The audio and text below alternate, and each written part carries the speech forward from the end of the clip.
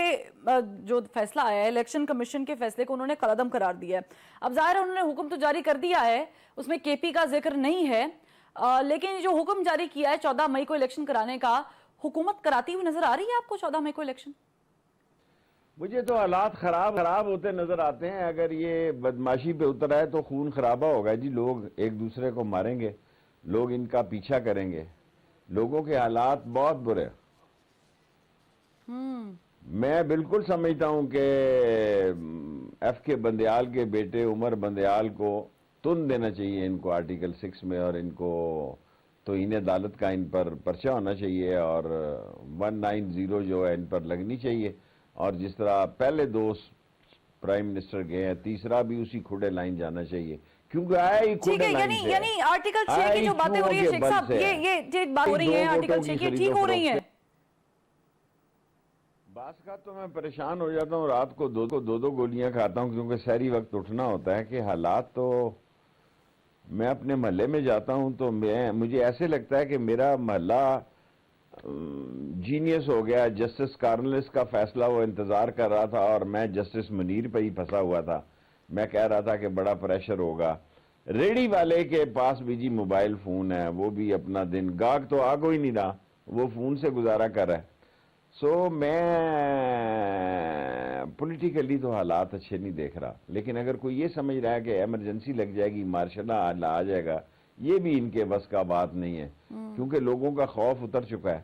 ہم چھوٹے تھے, ہماری مائیں ہمیں ڈراتی تھی رضاکاروں سے. اس وقت گلیوں میں رضاکار ہوتے تھے, شام کو ان کو 20-22 روپے ملے, دیہڑی ملتی تھی.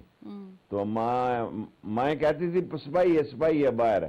اب ایس پی گزر رہا, لوگ کہتے ہیں جی دوا کرو جانے دو. کیا ہے ایس پی گزر رہا ہے تو بلا, لیکن یہ جو معاملات بگڑے ہیں اس سے یہ جو معاملات بگڑے ہیں اس سے تو ملک میں ظاہر کیوس پیدا ہو گیا ہے. پھر دوسری جانب باتیں ہو رہی ہیں کہ جو آرڈیننس ظاہر گیا صدر کے پاس, انہوں نے ابھی دستخط کرنے ہیں, دستخط ہوئے نہیں ہیں. اس سے بہت سارا یہ بھی ازمپشن کی جا رہی ہے کہ شاید بہت سارے کیسز انورس بھی ہوں گے اس کے بعد. اس میں نواز شریف صاحب کا بھی ایک کیس ہے جس کے انورس ہونے کی بات کی جا رہی ہے. حالانکہ ان کے جو چھوٹے بھائی ہیں وہ ان کے ضامن ہیں. تو آپ اس کو کیسے دیکھ رہے ہیں؟ میں نے کافی ماشاءاللہ دیکھے ہیں جی, ماشاءاللہ کے ساتھ. اب تو مجھے لوگوں کی سوچ بڑی مختلف دکھائی دیتی ہے جی, بڑی معذرت کے ساتھ. ایسی بدتمیزی اور ایسی گفتگو اپنی اداروں کے بارے میں سوچنے کا تصور بھی نہیں کر سکتا. سر عام لوگ باتیں کر رہے ہیں, اور میں خود مشرف کیے ماشاءاللہ کا وزیر رہا ہوں, 2 دفعہ وزیر رہا ہوں. لیکن اب مجھے ماشاءاللہ لگنے کا مطلب یہ لگتا ہے کہ یہ جو ملک جو بغاوت میں اور معاشی اور اقتصادی اور سماجی اور سیاسی طور پر ڈوب رہا ہے, خدا نہ کرے کہ میرے یہ سارا ملبہ میری عظیم افواج. ٹھیک ہے شیخ صاحب, آپ نے مارشل لاء کا کیا, بلاول بھٹو زرداری صاحب نے بھی ذکر کیا ہے, میں ذرا تفصیل ڈسکس کر لیتی ہوں. وزیر داخلہ نے بھی کیا, اعظم نذیر تار صاحب نے بھی اس پہ گفتگو کی, ایمرجنسی کی بات کی, مارشل لاء کی بات کی. اس میں ذرا ہم ڈیٹیل میں بات کر لیتے ہیں. ابھی بھی کیا مارشل لاء لگنے کا خطرہ ہے جو سچویشن چل رہی ہے, کیونکہ حکومت وہ فیصلہ مان نہیں رہی ہے, اور اگر الیکشن نہیں ہوتے ہیں, پی ٹی آئی سڑکوں پہ نکلتی ہے, تو کیا اس کے نتیجے میں کوئی ایمرجنسی یا مارشل لاء نظر آ رہا ہے آپ کو ابھی بھی؟ میرا مطلب ہے اگر حالات بگڑنے پہ آئے تو 1 گھنٹے میں بگڑ جائیں گے, لیکن میری خواہش ہے کہ یہ گند سیاستدانوں پہ ہی گرے, یہ عظیم فوج پہ اور اداروں پہ نہ گرے, کیونکہ لوگ بڑے جلن برے یعنی شیخ صاحب مارشل لاء لگنے کا کوئی چانس ابھی بھی ہے؟